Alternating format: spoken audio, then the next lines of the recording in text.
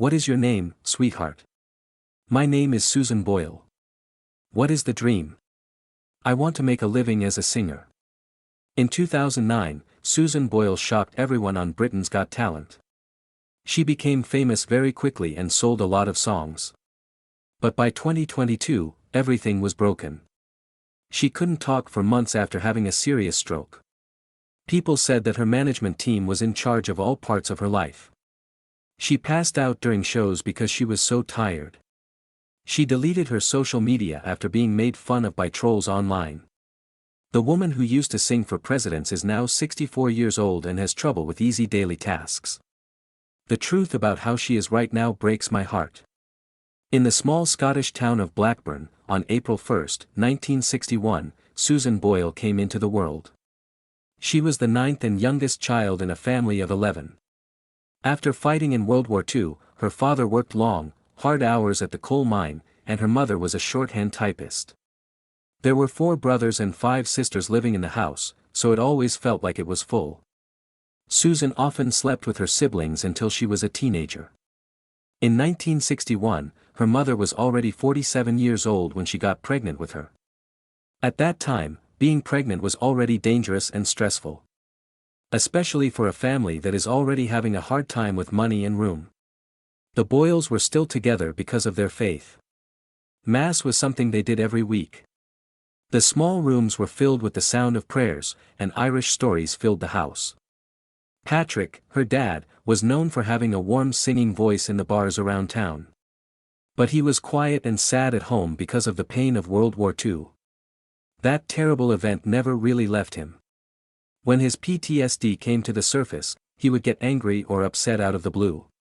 The kids were scared during these times, even though they didn't happen very often. Susan talked about that time with a lot of understanding later on. She forgave him because she saw him as a man dealing with memories he didn't want while working as a miner to support his big family. The difference between how happy he was in public and how hard things were for him in private taught her to understand and be strong. She had another problem when she was only 5 years old. There were times when she was having seizures at the dinner table. Her brothers would fan her face and wait for her to wake up while she fell asleep for minutes. Doctors told her she had epilepsy, but there weren't many treatments available, and the problem wasn't always taken care of. Her youth was messed up by these seizures. They made her miss school, social events, and time with friends. She didn't like going to school. Reading was hard for her, and she had trouble reading social cues. And because she didn't have a proper diagnosis, her teachers often got her behavior wrong. The kids picked on her non-stop. They made fun of her clothes, the way she talked, and how slowly she learned. They called her mean names like Susie Simple. A name that stuck with them for years and hurt them deeply. She didn't get to play games on the field and her lunch was often taken away. When teachers didn't pay attention or turned away, it was up to her mother to protect her daughter over and over again. She felt like she couldn't win every day at school. Music slowly became her way out. When she was 12, she joined the choir at her church. Singing songs like Ave Maria made her feel calm in a way she didn't feel calm anywhere else. The choir director heard her singing right away and often gave her solo parts. She always came back, even when her seizures stopped practices. After getting better, she would hide in the chapel and then come back to sing again. She felt like she belonged somewhere for the first time. She forgot about the pain she was carrying from school and home when she heard her voice in the church. Her mother saw how talented she was and pushed her to do her first talent show when she was 11 years old. She won with her song, Cry Me a River. That prize made her feel better about herself and showed her what her life could be like. But money was always tight, and they couldn't afford to go to school. She practiced at home by thinking the living room was a big stage and singing like Shirley Bassey and Judy Garland. She used a hairbrush as a microphone. She competed in small events all the time, hoping that someone would notice. Even though everyone else told her it was impossible, those little wins kept her dream alive. Living with autism that wasn't recognized made every day hard. Sensory overload happened because of loud classrooms and crowded halls. Teachers often put her in places by herself, which made her feel even more alone. She learned early on to stay out of groups, be quiet, and shrink down so no one would notice her. She kept doing that as an adult, even when she had to stand in front of millions of people because she was famous. Everything was hard for her, the lights, the people, the noise.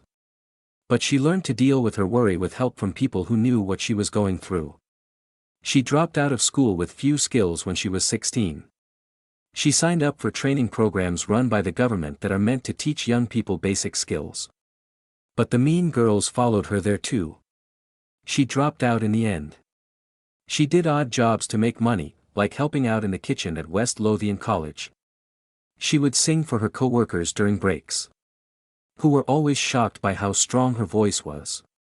That little bit of praise made her feel like her ability was real, even if she didn't believe it herself. When she was 18, her life changed again because her mother's health got worse. Without thinking twice, Susan gave up her own plans to care for her full-time. She took care of her mother for long days and also did charity work at church. She sang, "I Don't Know How to Love Him," at a church event in 1979. The congregation's cheers this time felt different. It was the first time she had felt recognized by someone other than her family. Even though she spent most of her time taking care of other people, these church events kept her love of music alive. She started taking singing classes from Fred O'Neill around the same time. His training helped her control her breathing and deal with the breaks her epilepsy caused. In 1980, she started going to the Edinburgh Acting School to get over being shy and gain stage confidence. Not giving up, even when her stress made it hard to walk through the door. That class helped her learn and set the groundwork for her future job. She got the nerve to try out for the BBC talent show Open Door in 1986 when she was 25 years old. Even though she had trained for weeks, the judges didn't like her. They told her she was too plain, which hurt her deeply and stuck with her for years. After that, she stopped being in public for almost a year and focused only on her mother, staying away from anything that made her think of that terrible event. Even though her voice got better, her confidence fell apart. She wasn't going to try again for a long time. There was a quiet fire inside Susan Boyle during the 1990s, but her life seemed small on the outside. In Blackburn, Scotland, she worked long shifts as a cashier and waitress. After work, she went home to take care of her Alzheimer-stricken mother, Bridget Boyle. She always sang at the karaoke machine when her shift was over and the crowd at the pub got loud and warm. "Remember from Cats" was her favorite song. People began asking for it as soon as she walked in because she sang it so often. No one thought her voice would take her anywhere, but it filled the room with something bigger than it was. For her dream, she saved every extra pound she gained. Sometimes she even skipped meals to save even more. She stayed quiet and sang mostly because it felt good, not because people were clapping. People around her never thought she would one day sell millions of songs, but those years made her heart soft and her love for music strong. She tried her hand at national TV for the first time in 1995, when she was 34 years old. Michael Barrymore hosts a talent show called My Kind of People, and she tried out for it. "I Don't Know How to Love Him" from Jesus Christ Superstar was the song she picked. For someone who had never left her small town, it was a brave move. She made it through the early rounds and to the regional playoffs, but the stress made her lose faith in herself. During the live show, the highest note in her voice cracked. The judges fired her right away. She felt ashamed. She promised herself she would never watch TV again when she got home. She tried to avoid thinking about it for months, as if it were a wound she couldn't touch. She felt like she wasn't cut out for big shows after that failure for years. The next time she tried was in 1997, but this time it wasn't on TV. It was at the Edinburgh Festival Fringe. A small community theatre group put on Les Miserables, and she joined as a backup singer. She sang with all her heart even though the part was small and the tips only paid £50 a night. Still, some people in the crowd laughed at her simple clothes and look. What they said hurt her very much. She loved being on stage, but every year she felt like she didn't belong there at all. To get a record deal, she kept going, but every night she felt a mix of hope and fear. Those years on the Fringe taught her about the beauty of acting, but they also taught her about cruelty that she will never forget. Susan became very interested in church music after her father died in 2000. She joined the band and sang at masses. At the Knock Shrine in Ireland, she even led special events. Her faith gave her a safe place to speak her mind. But things were hard for her outside of church. The money barely paid the rent. She got help from the government to live and sent test tapes to everyone she could find. A lot of businesses never answered. The few that did said no. She went through life day by day for almost 10 years, not sure if the dream she had since she was a child was real or just a wish. But living a quiet life made her stronger. Her voice got deeper as she talked about loss, hope, and long-term patience. Things got even worse for her in 2002. After a late-night show at a pub, a neighbor attacked her near her house. The attack scared her to death. She made her doors and windows safer by adding extra locks. She stopped going out unless she had to. Her world got smaller. She kept singing in church and at small events in the neighborhood, but there was a shadow following her. She was afraid of new people. She was afraid of being seen. She was afraid of getting hurt again. That moment changed her before she became famous. She learned how weak safety could be through that. And made it seem hard to stand in front of a big crowd. Then April 14, 2009 came along. Susan Boyle went on the stage of Britain's Got Talent when she was 47 years old. She wore simple clothes and kept the shy attitude she had had for years. Some people in the crowd laughed and whispered. The judges looked bored, but when she sang, "I Dreamed a Dream," everything changed. The 4-octave range of her singing amazed everyone in the room. Simon Cowell, who is usually rude and cold, was sitting still. The people in the room got up. More than 100 million people watched the show in just a few weeks. People she didn't know saw the truth about herself for the first time in her life. People made fun of her looks before she sang. They were quiet after she sang. It was Amanda Holden who was skeptical. She wiped her tears away and said she was sorry for thinking the worst would happen.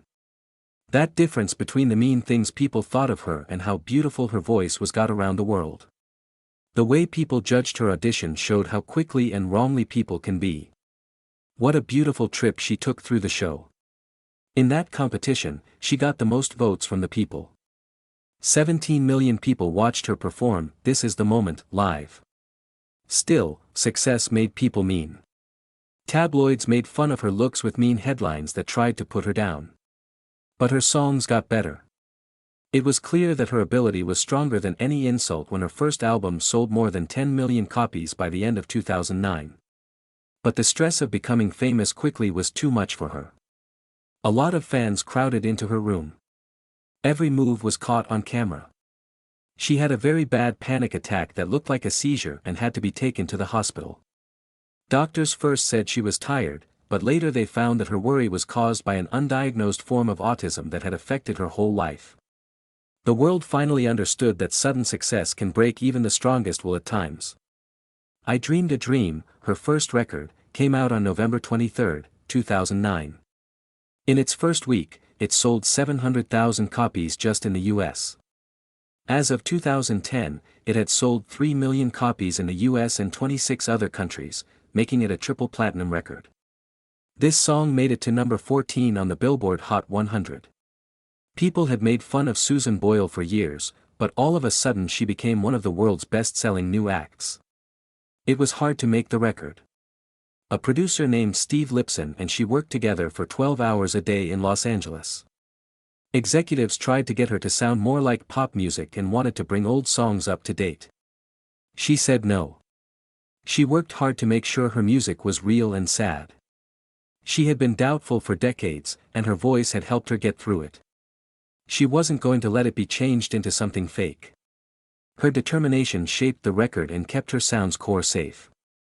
She now had to take care of her newfound wealth. She made around £5 million in her first year and gave a lot of it to Blackburn causes. But fame also brought trouble. A case was filed because of a disagreement over the song, I Dreamed a Dream. It was solved in the end, but it made her think about how messy and painful success could be. She did shows in the United States in 2010. And sang Amazing Grace for President Obama at the White House. But the long trip and stress caused an epilepsy attack during practice. She cancelled some plans and took some time to rest, letting everyone know that behind her strong voice was still someone who was anxious, sick, and tired. As she was finishing up her first record, she had one more experience that made her realize what a strange world she had entered. For a picture shoot, her stylist told her she had to wear high heels. She hurt her knee when she slipped. She later said that the fall made her feel like the business was trying to change her into someone she wasn't. Fans loved her because she was real. And the moment showed how people around her didn't always see how strong she really was. In November 2010, Susan Boyle made music that broke a lot of records. With an album that didn't anybody think would be so big a hit. The gift went straight to the top of the charts in both the US and UK, where it sold more than 1.5 million copies. Before her, only 2 acts had done that in the same year. She was the first woman to do it. Right after her first record, I Dreamed a Dream, made a big splash that same year. The haunting sound of her voice on Oh Holy Night made Christmas sales even better. In December 2010, more than 500,000 copies of the song were downloaded. It all came from a woman in a small Scottish town who had been hidden for most of her life. She felt so much pressure that she quit a picture shoot when people told her to lose weight. The news outlets called her a stubborn diva, even though she was kind, shy, and never cared about fame. She only wanted to sing. Her third record, Someone to Watch Over Me, became a UK #1 in August 2011, which again shocked everyone. She became the first female solo artist in less than 2 years to have 3 #1 records in the UK. The duet she did with Geraldine McQueen on I Know Him So Well was one of the best parts of the record. They only did one dramatic take of it. After having a hard time with a rehearsal. The album showed that her quiet personality and lack of media attention never stopped her. The song got to #7 on the charts. She won because of the support of people who saw her on Britain's Got Ability in 2009. It was a warm reminder that raw ability can grow even without constant attention. By 2012, she was ready to play the music she loved on stage, and on her album Standing Ovation, she did just that. One of the songs that stayed with me the most was Bring Him Home, which she performed live at the O2 Arena to 20,000 silent fans who then burst into cheers. Their love was so strong that she passed out backstage from not drinking enough water right after leaving the stage. She kept the recording because it caught everything she felt in that room. More than 500,000 copies of the record were sold all over the world. It was the first step in her move away from simple pop songs and towards traditional plays that suited her rich voice. She went on a world tour from 2014 to 2016 that went to 30 countries and more than 100 shows. This helped her rise even more. People from London to New York to Sydney bought tickets for the trip, which brought in more than £10 million. In 2015, at the Royal Variety performance, she sang You Will See, and dedicated it to the kids who picked on her when she was younger. It was one of her biggest nights. A lot of people saw her get back in touch with a painful part of her life on that stage. The tour helped her figure out who she was on her own terms and showed that she was still strong years after her first big break. She made a wonderful world in 2016. Her life was going through one of the hardest milestones. It fell on the same day as the date of her mother Bridget's death in 2007, and she broke down several times in the studio. The record was a quiet tribute to the woman who helped her dreams before anyone knew her name. She sang with tears still running down her face at times. It got to #14 in the UK with her song, Pennies from Heaven. Fans could relate to the honest feeling in every song. It became one of her most personal works because of the sadness that it brought to her music. When her record 10 came out in 2019, it marked 10 years of fame around the world. It had 4 new songs on it, one of which was her dreamy version of When You Wish Upon a Star. She talked about how close she was to stopping during her UK tour. In 2018, she hurt her vocal cords and couldn't sing for months. She was afraid she would lose her voice forever. But she came back slowly and bravely, with the help of her team and friends who wouldn't let her go. During that trip, her openness with her fans made the bond between her and them even stronger. She was also in films because of how famous she was. In 2013, she sang in The Christmas Candle. And was in the 2016 movie Zoolander 2. These events made her world bigger, but in 2018, a newspaper showed a darker side. That she was being kept alone by her handlers and didn't have much say over her daily life or routine, it said. People had a lot to say about how the stories put pressure on people who arrived late to fame. People who knew her well told of a pattern that often left her tired, but she never talked much about it. And stressed out. Later in 2019, she passed out during a show in Australia because she was so tired. 3 planned shows had to be cancelled while she got better. She finally went to court and said that her bosses were overworking her and ignored her health problems. A lot of people became aware of how hard it is for performers when their bodies can't keep up with the pace of their jobs because of the case. The music business took a better look at how artists are treated because of how strong she was when she stood up for herself. In April 2022, she had a severe stroke at home in Blackburn, Scotland. This was the start of a new phase. A stroke hurt one side of her body and made it impossible for her to speak or sing for months. Doctors didn't think she would ever fully get her voice back. While she was in therapy for almost 6 years, everything stopped. Speech therapy and rebuilding the body. She kept everything from everyone, and the fact that no one knew what was wrong with her made her comeback even stronger. She went back on Britain's Got Talent in June 2023 with the group of Les Miserables and sang, "I Dreamed a Dream," again. People in the crowd stood up. Simon Cowell told her she was brave. She had been fighting sadness in the background while she was getting better. And watched cat movies to relax and feel better. Even though she still had small shakes and slurs in her speech, she wouldn't stop. That night showed she still had the will to live. In 2024, she found a new purpose after being brave enough to say she had Asperger's syndrome. She was honest about how it had been mistaken for brain damage in the past. Everyone talked about how honest she was, and she became a voice for autism understanding. In its first month, her hit, Homecoming, was streamed more than 5 million times and became a song about loving yourself. She worked with autism groups and joined campaigns. She also used her fame to make people feel like they were seen. She went back to the studio for the first time since 2019 in May 2025. She shared pictures and videos of herself back in her happy place. At the Pride of Britain Awards, she showed off her new blonde hairstyle. Fans were happy about her return, even though she was singing with some shaking from her previous stroke. She told Geraldine, her boss, that she was her rock and that she helped her get her life and confidence back on track. With her new music coming out in 2026, she looked forward to a new part of her long trip. During this time, she also had to deal with mean people online. Trolls made fun of her recovery vids and the way she looked. She deleted her Instagram account because of the pain. She didn't stay hidden forever. She came back in 2025 and shared raw videos of her rehab sessions, where she worked on her speech and movement. These honest moments went global and brought people together to help each other. Critics were quieted by her bravery, which showed that being weak can make you stronger.